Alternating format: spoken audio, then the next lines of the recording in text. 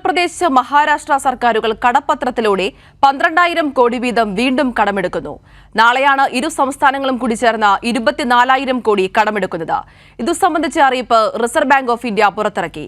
വിവരങ്ങളുമായി വിഷ്ണു തലവൂർ ചേരുകയാണ്. വിഷ്ണു, ഈ സൂചിപ്പിച്ചതുപോലെ തന്നെ കഴിഞ്ഞ ദിവസവും ഇത്തരത്തിൽ കടമെടുക്കുന്നതിന്റെ റിപ്പോർട്ടുകളൊക്കെ തന്നെ പുറത്തു വന്നിരുന്നു. വീണ്ടും ഉത്തർപ്രദേശ് മഹാരാഷ്ട്ര സർക്കാരുകൾ കടമെടുക്കുകയാണ് എന്നാണ് റിപ്പോർട്ടിൽ വ്യക്തമാക്കുന്നത്. ആതിര, ഇന്നലെയാണ് 17 സംസ്ഥാനങ്ങളും കേന്ദ്രഭരണ പ്രദേശങ്ങളും ചേർന്ന് ഏകദേശം 50,206 കോടി രൂപ കടപ്പത്രത്തിലൂടെ പണം സമാഹരിച്ചത്. ഇപ്പോൾ അതിന് തൊട്ടു പിന്നാലെയാണ് ഉത്തർപ്രദേശ് മഹാരാഷ്ട്ര സംസ്ഥാനങ്ങൾക്ക് കൂടുതൽ തുക ഇത്തരത്തിൽ കടപ്പത്രത്തിലൂടെ സമാഹരിക്കാനായിട്ടുള്ള ഒരു ഉത്തരവ് നൽകിയിരിക്കുന്നത്.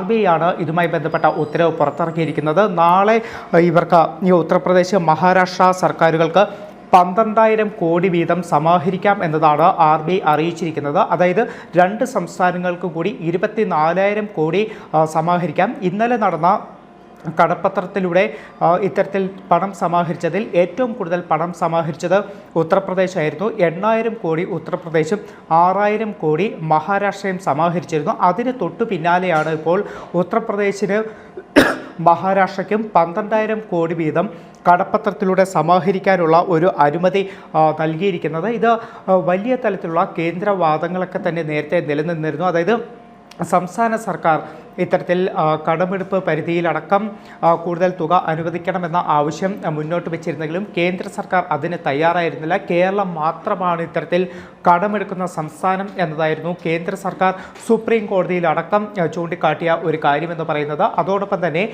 സംസ്ഥാനം, അതായത് കേരളം ഇത്തരത്തിൽ കടമെടുക്കുന്നത് രാജ്യത്തിൻ്റെ സാമ്പത്തിക വ്യവസ്ഥയെ പോലും ബാധിക്കും എന്നതടക്കമുള്ള വാദങ്ങൾ കേന്ദ്ര സർക്കാർ മുന്നോട്ട് വെച്ചിരുന്നു. അപ്പോൾ കേന്ദ്ര സർക്കാർ പറഞ്ഞ ഏറ്റവും പ്രധാനപ്പെട്ട വാദം മറ്റ് സംസ്ഥാനങ്ങളൊന്നും ഇത്തരത്തിൽ കടമെടുക്കുന്നില്ല എന്നതാണ്. പക്ഷേ ഇന്നലെ നടന്ന ഈ കടപ്പത്രത്തിലൂടെ സമാഹരിച്ച തുക നോക്കുകയാണെങ്കിൽ ഉത്തർപ്രദേശ് 8,000 കോടി സമാഹരിച്ചിരുന്നു. അതിന് തൊട്ടു പിന്നാലെ നാളെ വീണ്ടും ഉത്തർപ്രദേശിന് 12,000 കോടി സമാഹരിക്കാനുള്ള ഒരു ഉത്തരവ് കൂടി, അനുമതി കൂടി നൽകുന്നു. അങ്ങനെ നോക്കിക്കഴിഞ്ഞാൽ ഏകദേശം 20,000 കോടിയാണ് ഉത്തർപ്രദേശിന് ഈ 2 ദിവസങ്ങളിലായി സമാഹരിക്കാൻ കഴിയുന്നത്. മഹാരാഷ്ട്രയ്ക്കും സമാനമായ രീതിയിൽ 18,000 കോടി സമാഹരിക്കാൻ കഴിയും.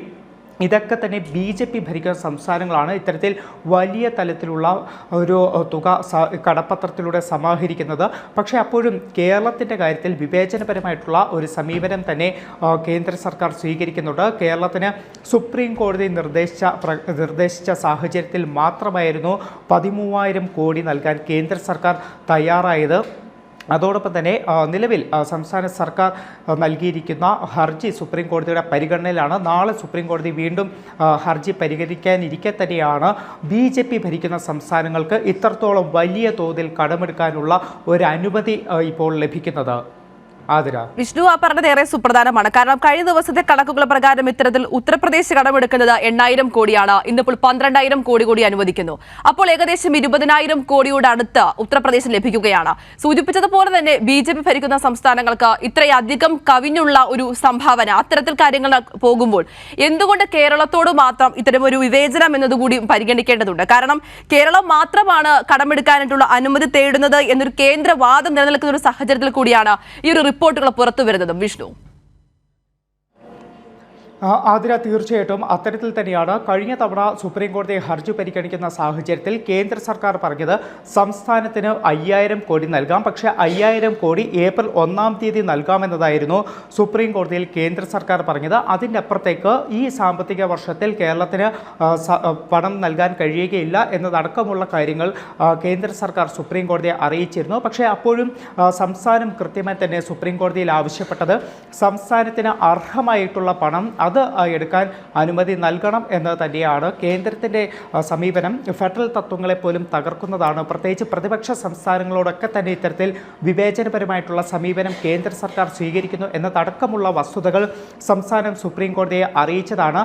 ഇത്തരത്തിലൊരു വസ്തുത നിലനിൽക്കെ തന്നെയാണ് അതിൻ്റെ കൂടുതൽ തെളിവുകൾ അല്ലെങ്കിൽ ഇത്തരം കാര്യങ്ങൾ കൂടി പുറത്തു വരുന്നത്. കാരണം BJP ഭരിക്കുന്ന സംസ്ഥാനങ്ങൾക്ക് വലിയ തോതിൽ പണം കടമെടുക്കാനുള്ള അനുമതി തന്നെയാണ് ഇപ്പോൾ നൽകുന്നത്. അന്ന് കഴിഞ്ഞ തവണ ഹർജി പരിഗണിക്കുമ്പോൾ കേരളം സുപ്രീം കോടതിയിൽ അറിയിച്ചത് കേരളത്തിന് 10,000 കോടിയെങ്കിലും ആവശ്യമുണ്ട് എന്നതായിരുന്നു. പക്ഷേ അതിന് കേന്ദ്ര സർക്കാർ തയ്യാറായിരുന്നില്ല. പക്ഷേ ഇവിടെ ഉത്തർപ്രദേശിൻ്റെ കാര്യം നോക്കുകയാണെങ്കിൽ ഉത്തർപ്രദേശിന് ഇന്നലെ മാത്രം 8,000 കോടി സമാഹരിക്കുന്നു. അതോടൊപ്പം തന്നെ നാളെ വീണ്ടും 12,000 കോടി സമാഹരിക്കാനായിട്ടുള്ള അനുമതി നൽകുന്നു. അങ്ങനെ നോക്കിക്കഴിഞ്ഞാൽ 20,000 കോടി സമാഹരിക്കാനായിട്ടുള്ള അനുമതിയാണ് BJP ഭരിക്കുന്ന ഉത്തർപ്രദേശിന് ലഭിക്കുന്നത്. പക്ഷേ ഇത് മറ്റ് സംസ്ഥാനങ്ങൾക്ക് എന്തുകൊണ്ട് ലഭിക്കുന്നില്ല എന്നൊരു ചോദ്യം കൂടി വളരെ പ്രസക്തമായി തന്നെ ഉയർന്നു വരുന്നുണ്ട്. ഏതായാലും വലിയ തലത്തിലുള്ള വിവേചനം അല്ലെങ്കിൽ കേന്ദ്രവാദം തന്നെയാണ് പൊളിയുന്നത്. കാരണം കേരളം മാത്രമാണ് ഇത്തരത്തിൽ കടമെടുക്കുന്ന ഒരു സംസ്ഥാനം അല്ലെങ്കിൽ കടമെടുക്കാൻ അനുമതി തേടുന്ന സംസ്ഥാനം എന്നതായിരുന്നു കേന്ദ്ര സർക്കാർ